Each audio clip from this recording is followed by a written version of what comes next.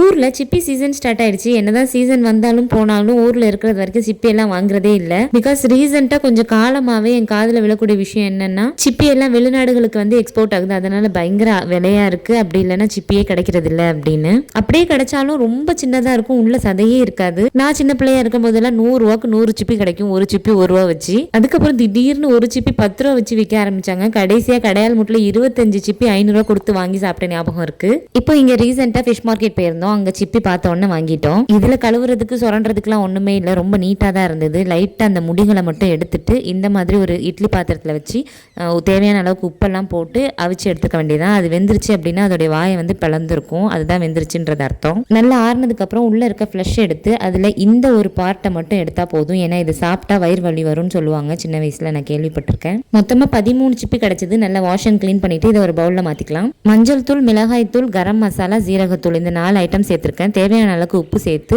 நல்லா மிக்ஸ் பண்ணி மேரினேட் பண்ணி வச்சிடலாம். சிப்பில நிறைய ரெசிபிஸ் பண்ணுவாங்க. இந்த ரெசிபி வந்து என்னோட இன்னோவேஷன் சொல்லலாம். இந்த கதையை நான் வந்து பின்னாடி சொல்றேன். இப்போ ஒரு மிக்சர் ஜார்ல 1 கப் போல துருவின தேங்காய் எடுத்திருக்கேன். சின்ன வெங்காயம் இல்ல பெரிய வெங்காயம் எது வேணாலும் ஆட் பண்ணிக்கலாம். 1 துண்டு இஞ்சி, 3 பல்லு பூண்டு, கொஞ்சமா கருவேப்பிலை, கொஞ்சமா மல்லி இலை, 1 துண்டு பட்டை, 1 ஸ்பூன் சோம்பு, கொஞ்சமா மஞ்சள் தூள், கொஞ்சம் மிளகாய் தூள் ஆட் பண்ணிருக்கேன். இதை நல்லா அரைச்சி எடுத்துட்டு வந்துடலாம். இப்போ ஒரு பேன்ல கொஞ்சமா ஆயில் விட்டுருக்கேன். நம்ம மேரினேட் பண்ணி வச்சிருந்த சிப்பியை வந்து நல்லா ஃப்ரை பண்ணி எடுத்துடலாம். சிப்பியில ஃப்ரை, தொக்கு, கிரேவி, அதுக்கப்புறம் அப்பம், இது எல்லாமே பண்ணுவாங்க. இதுல என் ஹஸ்பண்ட்க்கு சிப்பி அப்பம் பிடிக்காதான். பிகாஸ் அதுல எந்த மசாலாவும் ஒட்டாம பச்சையா இருக்கும் சிப்பி அப்படின்னு சொன்னாங்க. ஸோ அவங்களுக்காக தான் இந்த மாதிரி டிஃப்ரெண்டா ட்ரை பண்ணுவோமே அப்படின்னு சொல்லி ட்ரை பண்ணியிருக்கேன். இப்போ அப்பத்துக்கு அரைக்கிற மாதிரியே அந்த அரைப்பெல்லாம் அரைச்சிட்டு இப்போ ஒரு பவுல்ல ஒரு 2 கப் போல அரிசி மாவு எடுத்திருக்கேன். இதுல நம்ம அரைச்சி வச்சிருந்த தேங்காய் பேஸ்ட் சேர்த்துடலாம். கூடவே அதுல தண்ணி கொஞ்சம் ஊற்றி அலசி இந்த மாதிரி சேர்த்துக்கோங்க.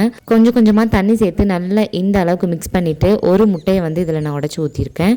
இந்த முட்டையோட சேர்த்து நல்லா மிக்ஸ் பண்ணி இதோடைய கன்சிஸ்டன்சி வந்து ரொம்ப கட்டியாகவும் இல்லாமல் அதே சமயம் ரொம்ப தண்ணியாகவும் இல்லாமல் இந்த மாதிரி ஒரு மீடியமாக இருக்கணும். இதுலேயே தேவையான அளவுக்கு உப்பெல்லாம் சேர்த்து கன்சிஸ்டன்சி அட்ஜஸ்ட் பண்ணிவிட்டு இப்போ ஒரு குழிப்பணியார சட்டியில் எல்லாத்துலேயுமே எண்ணெய் கொஞ்சம் கொஞ்சமாக ஊற்றிக்கோங்க. ரொம்ப நிறைக்கணும்ட்டு இல்லை. எண்ணெய் சூடானதுக்கப்புறம் ஒரு டீஸ்பூன் எடுத்து கொஞ்சம் கொஞ்சமாக இதில் பேட்டர் சேர்த்துக்கோங்க. ரொம்ப நிறைக்காமல் ஒரு பாதி அளவுக்கு சேர்த்துக்கோங்க.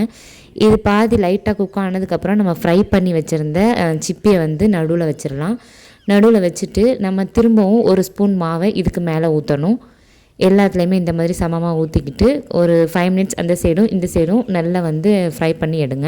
2 பக்கம் நல்லா குக் ஆகி நல்லா கோல்டன் கலரில் ஆனதுக்கப்புறம் இந்த மாதிரி ஒவ்வொரு பீஸையாக நல்ல ஆயிலை வந்து ஸ்ட்ரெயின் பண்ணி எடுத்துக்கோங்க. ஸோ அவ்வளோதான். இதுதான் என்னோட இன்னோவேஷன் சொன்னேன். சிப்பி எப்போவுமே ஒரே மாதிரி செய்யாமல் இந்த மாதிரி டிஃப்ரெண்ட்டாக செஞ்சு பாருங்கள். ஈவினிங் டீ கூட ஒரு பெஸ்ட் எவர் ஸ்நாக்ஸாக இருக்கும். ஸோ இந்த வீடியோ உங்களுக்கு பிடிச்சிருந்தது அப்படின்னா எம்மி ஃபுட்டிக்கு சப்ஸ்கிரைப் பண்ணுங்கள். தேங்க்ஸ் ஃபார் வாட்சிங். அஸ்ஸலாமு அலைக்கும்.